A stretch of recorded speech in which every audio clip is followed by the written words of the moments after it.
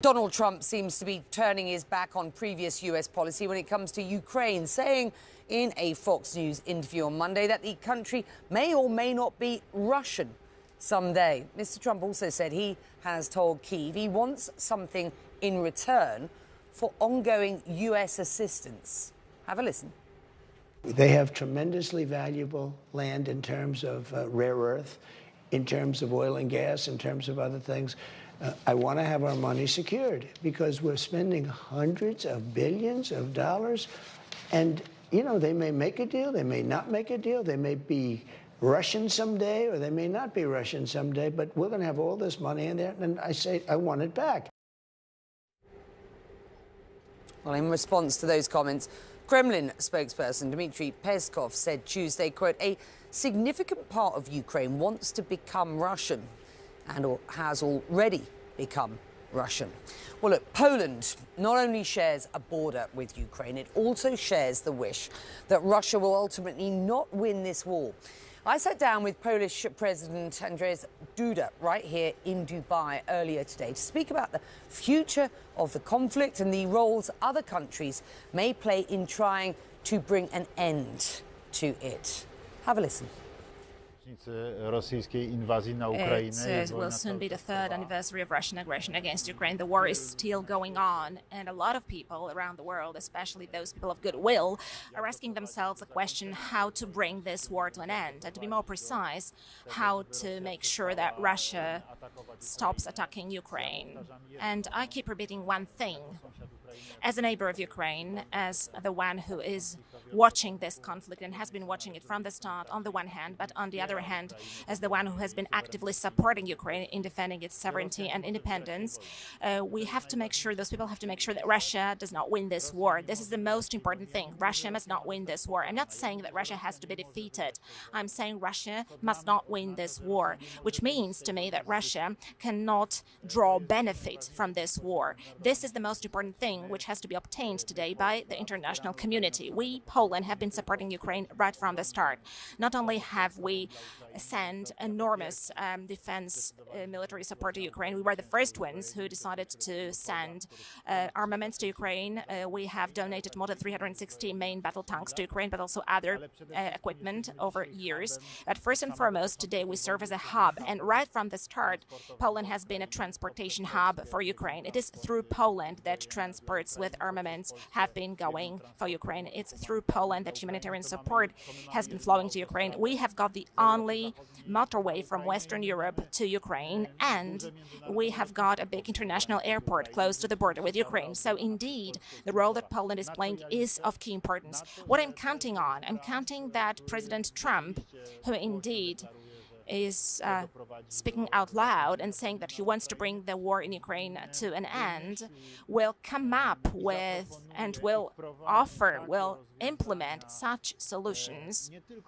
not only political ones, but also economic ones, which will force Vladimir Putin to sit down at the negotiating table and will bring this war to an end. What's your view on President Trump's ambition to support Ukraine going forward, but the quid pro quo is that the US gets the rare earth metals that Ukraine has? Is that acceptable? Please remember that President Donald Trump, first and foremost, is a businessman. And this is the point that I always repeat in all the discussions, because he has got a business-like style of conducting politics. He's got a business-like style of speaking about politics. And not all politicians like that. They're not used to it. It's a slightly different kind of language and slightly different methods of action. And he took immediately a business-like approach to this. He put it clearly. The United States has already provided huge assistance to Ukraine. It is true. Nobody else has helped Ukraine so much as the United States, and it should be stressed and highlighted. But it is also important, please remember, that the first who helped Ukraine was nobody else but precisely Donald Trump. We are speaking about the budget for the Pentagon in 2020, when he was still serving as president in his first tenure. And already then, he was providing military support to Ukraine. When nobody really was thinking seriously about the war and about Ukraine having to defend itself. But today he's saying, okay, What will America have from that? Are you able to offer anything to America? Well, this is life.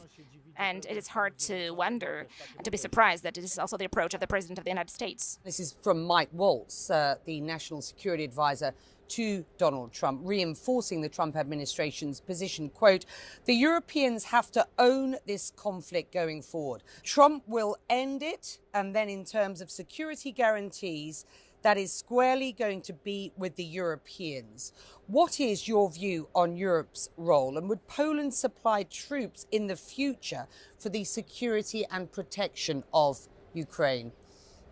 To jest taki specyficzny paradoks. Well, this is a specific kind of a paradox, I could say, because on the one hand, the ones who, and let's be clear and honest, those European politicians, let's put it in a subtle way, are not big fans of President Donald Trump. There is a group of such politicians, and we know more or less who can be included as a member of this group. They're saying, yes, so we have to tighten European ties, we have to build European security, we have to focus on Europe's military independence in terms of security. Donald Trump is saying very well, of course, but spend more on defense.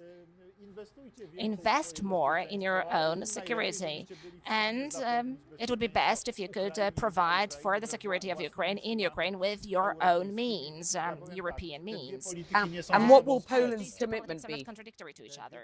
These two policies are not contradictory to each other, but speaking about the contribution to building Ukraine's security, let us remember that today it is precisely Poland who is risking for Ukraine, because it was our country which was hit by the missiles during this war. No other state was hit by missiles in Europe. Those missiles hit Polish territory. We had 2 casualties as a result of a missile striking the Polish territory because of this war. So we are the ones who are running the risk. We are exposed to a risk because we have got a hub on our territory through which assistance to Ukraine is delivered. I'm thinking about the air support, and this support is transported from Poland to Ukraine.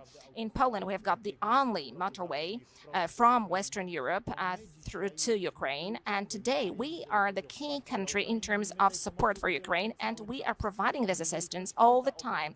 So whenever somebody is asking about assistance to Ukraine, I'm asking, are you asking ourselves about that? We are providing help to Ukraine 24 hours 7.